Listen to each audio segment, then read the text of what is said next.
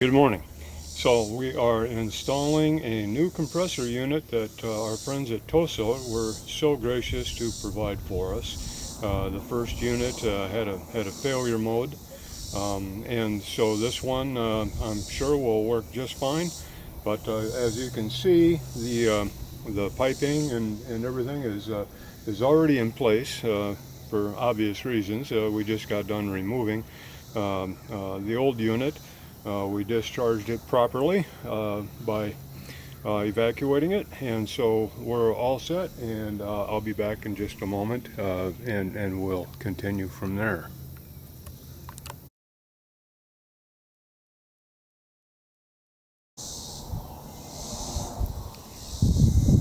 Okay, so as you can tell, we've got the new compressor is mounted in place, and now I will proceed to clean the ends of the fittings, apply the Nylog blue. I'll show you all of that here in just a moment. Okay, so carrying on, hopefully you can see that. This is the Nylog blue, and we'll be applying that to the bell ends of the flare fittings just to give it a really nice seal.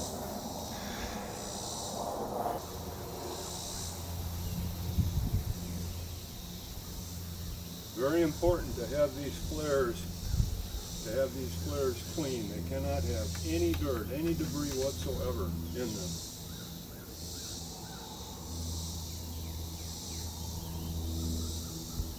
And the Nylog blue, just a little bit is all it takes. And what I'm going to do is I'm going to apply it on my fingertip. And just wipe a little bit of it around the inside of the fitting. Inside of the flare rod. Scoop that one up a little bit. Okay, now that's done. Now what we're going to do is you'll want to support the fittings on the side when you crack these end caps off.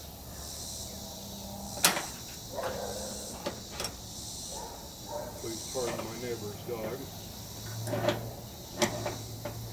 She hears voices over here and thinks she needs to protect us all.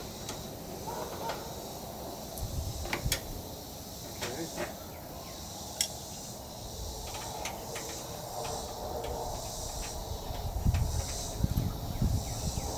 See a little copper cap, that's a seal, and we won't be using that again.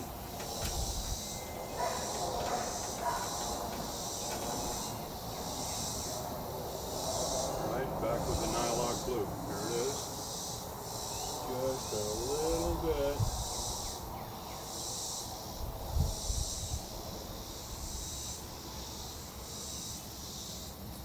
A little bit.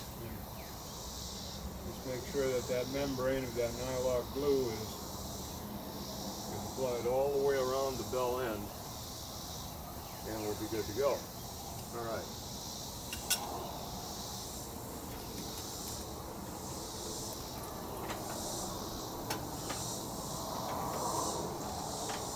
Very careful here so you don't cross-thread anything.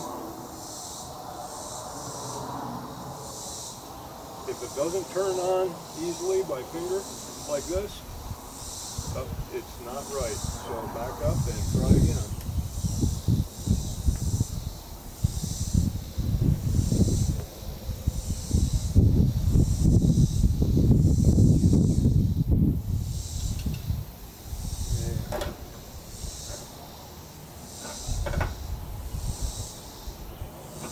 And just lightly snug it up.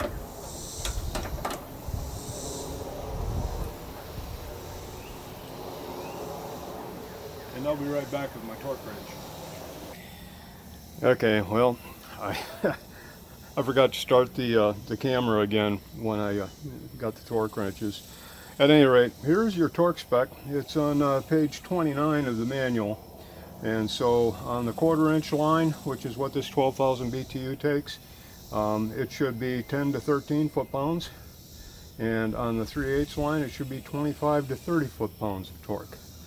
You know, where you live it might be in nanometers. Okay, those readings are over here.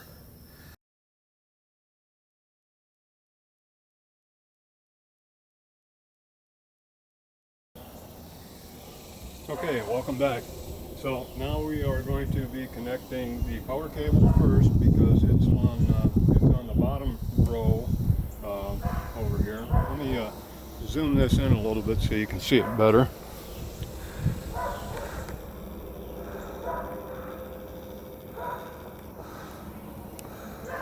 I'll move the camera some. Come on, camera. There. Now you're in focus. All right. Zoom it in a little bit more.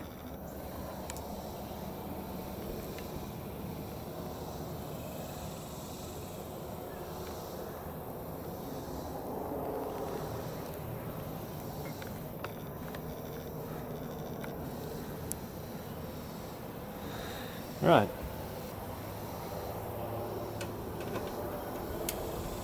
Pull one screw out and then loosen the other, and you can pivot it out of the way.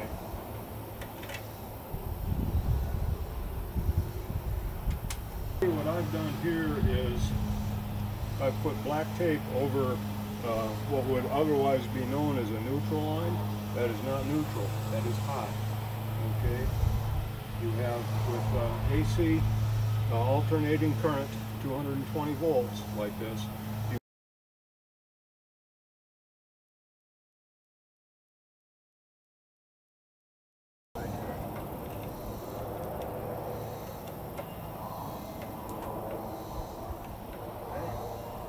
Goes to the first connector, and then you got the second hot line,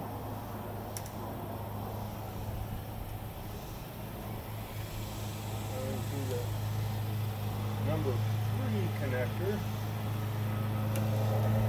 Now there is no neutral that comes out here, interestingly enough. So basically what we're doing is we're utilizing ground for the neutral. Okay, so and as you can tell here,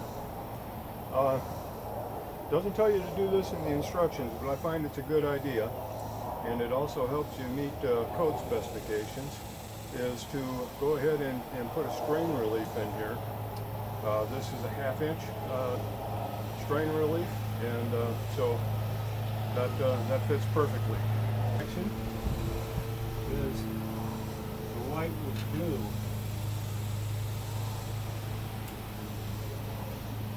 And make sure it's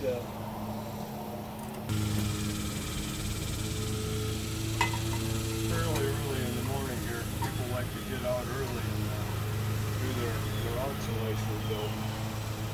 And they're so quiet. Alright, so the wiring diagram, connection diagram is on page 40 for the signal and power cables.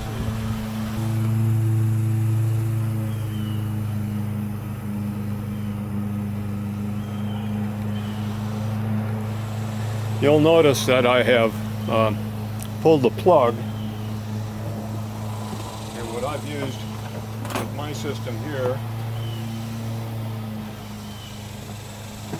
let me see if you can see that. Okay, so, and I actually have fuses in there in order to do a master disconnect. And so there's an on and an off, and it's printed right on the front here. You can't read it obviously, but at any rate, when it's on,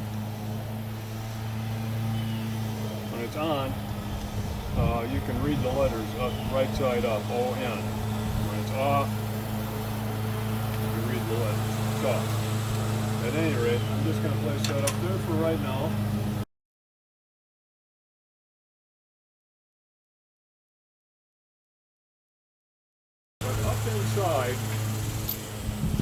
inside these fittings down here, or this fitting, this is your low pressure side, there is a Schrader valve. And what you want to do is you want to make sure that that Schrader valve is exactly in the center of that port. It's very important, because if you don't, you could well have a problem. Now what you'll need an adapter to your R410A. There's a little seal in there.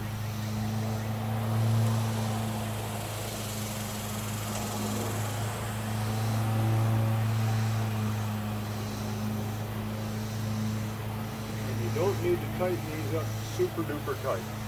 Okay? You can see our gauge is reading 0. Now, we're going to take the other end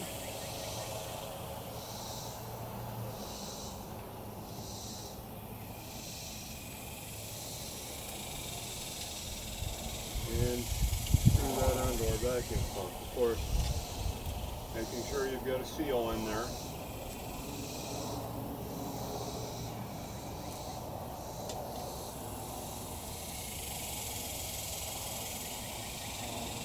Now what we're going to do is we are going to turn on our vacuum pump, and these ports remain closed, okay? You don't touch these ports until we're all done vacuuming this system down, alright?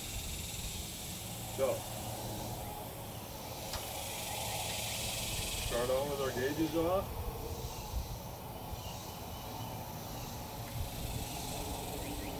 And we turn on the vacuum pump.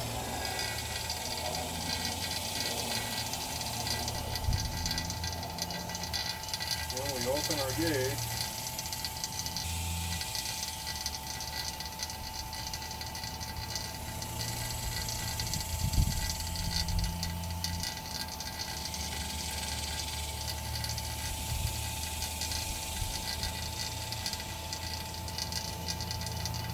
And we are going to let this run. I let it run for at least 30 minutes. You can tell it's already got a pretty good vacuum on there. It's already down to -30, which is what it needs to be. But what we're going to do is we're really going to evacuate this system good. When we disconnected the fittings, of course, we allowed air to enter into those lines. And in the process of doing that, we also had moisture, from the humidity in the air. And it is rather humid today. So I'm going to pause you for now because you don't want to watch for a full 30 minutes or longer of evacuation.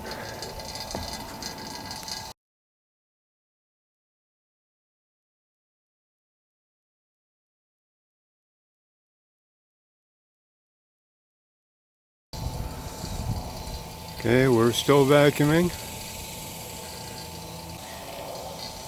Okay, so we're still vacuuming down, but what I wanted to show you is the page in the manual that talks about air evacuation. And so, go ahead and get that into focus, and it looks like, yep, it's page 42. And it's got all your instructions there.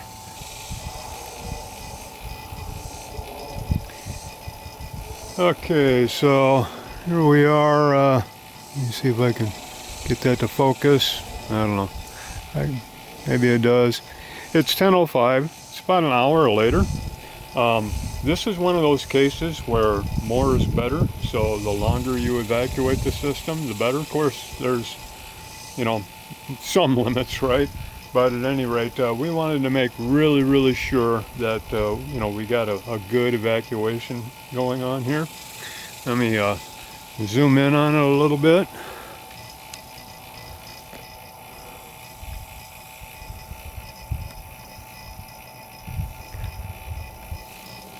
And you can tell that we're still at a -30, which is good.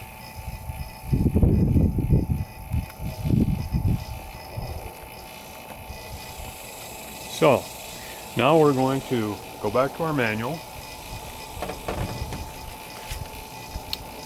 And we're on page 42 and 43.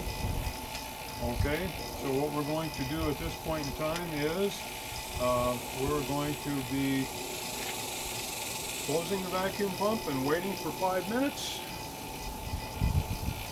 So how we close the vacuum pump is we want to close this gauge here. And what this does is it turns off the connection to the yellow hose. Now we'll turn off our pump. Alright? Now what we're going to be looking for is we're going to be looking for this needle to start climbing back up towards 0. Because we've got a vacuum in the system. Now, some people say, well, now's a good time to check for leaks. Well, that's what we're doing, is we're checking for leaks by waiting and watching.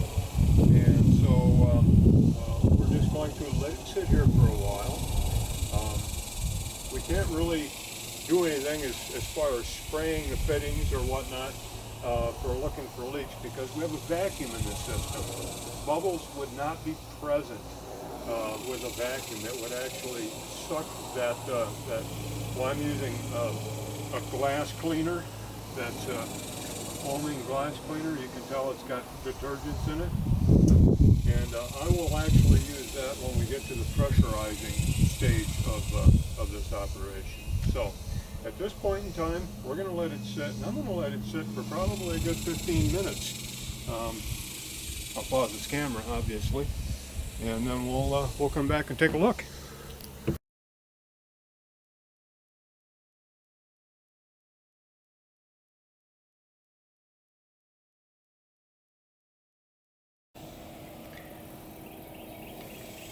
Okay, it's been about 30 minutes now. Okay, and we've just been monitoring the vacuum on the system. Zoom in on it for you.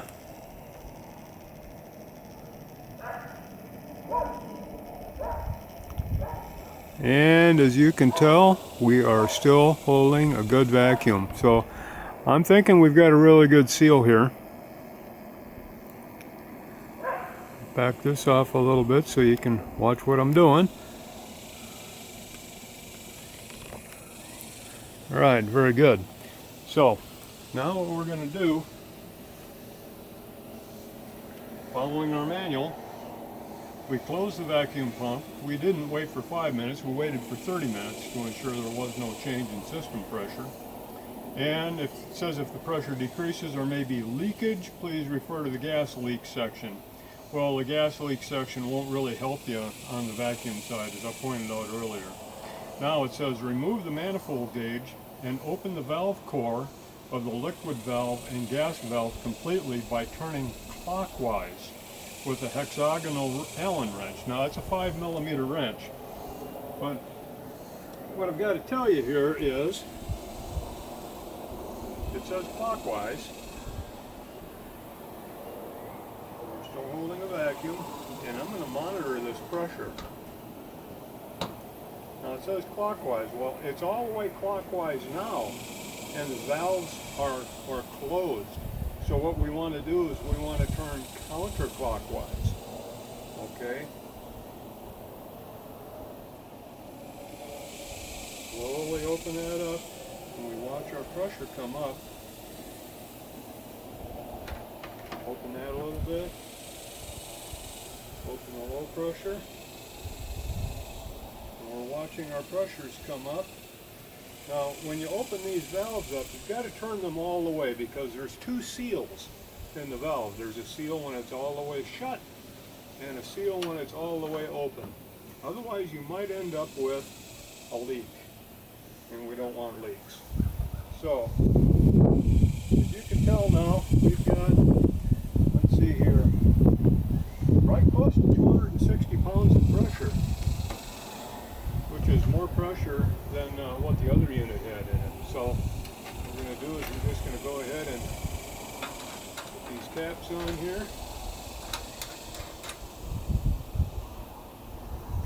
And we will just disconnect our valve, you'll see a little bit of leakage.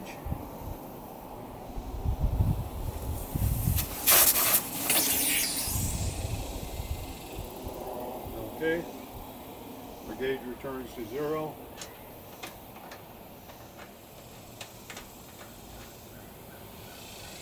And we don't have to cap these super tight, just snug.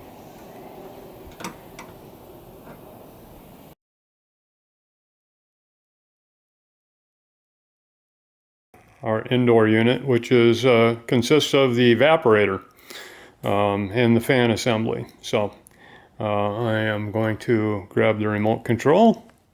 Hello, remote. Okay. So turn it on. It's set at 86. But what we're going to do is we're going to turn the temperature all the way down. 61 is as low as it goes.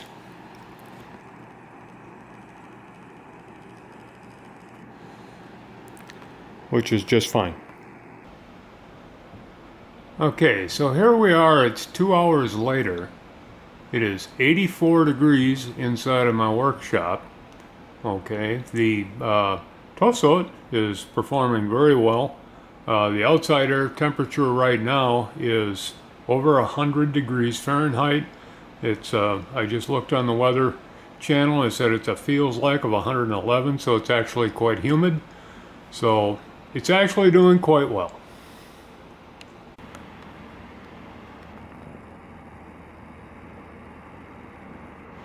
And I gotta tell you, this thing is just whisper quiet. It's so nice to not have a big rattling air conditioner in here. Little peace and quiet is always good. So Tosot, 12,000 BTU. Right now I'm cooling off 450 square feet, which is well within the capability of 12,000 BTU. And I'm quite happy. Thank you, Tosot.